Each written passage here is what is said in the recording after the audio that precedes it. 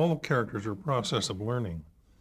It's hard for people to understand who watch actors to realize that actors come with an ability. They've played other parts. They have some background. When you bring in a drawing, all you have is a drawing. And you have to put in the characters, the little mistakes they make and so on. It's not important to have them talk in a certain way or talk through their nose or something like that. So there are many things we have to find out about the character. In Bugs' case, the first picture that Bugs made, he was crazy. And the way we soon realized that there's a great deal of difference between being crazy and pretending like you're crazy.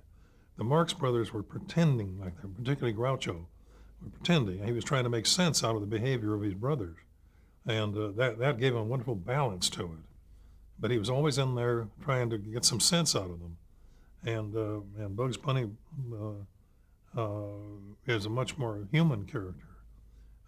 In looking back on him, not that I thought about it at the time, but if I had to devise a mixture of well-known personalities to describe Bugs Bunny, I'd say he would start out with Professor Higgins, a quiet living rabbit who was living down in a hole, minding his own business, perhaps pursuing the history of rabbits in Sanskrit or something. And someone comes along and tries to disturb his equanimity.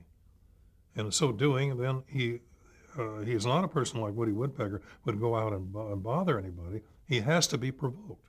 And we learned that. It was very important that he be provoked because otherwise he'd be a bully. And we didn't want that. We wanted a nice person like myself. Somebody does something too, but then he comes forward and acts like a hero.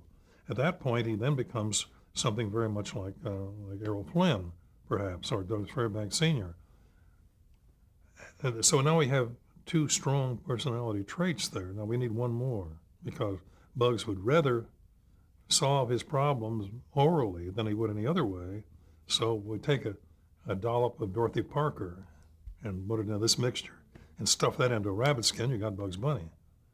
And we didn't know at the time, but that's a way of kind of analyzing to find what is in there. Because it's very important for Bugs. And Bugs very seldom, they're always talking about Bugs hitting people.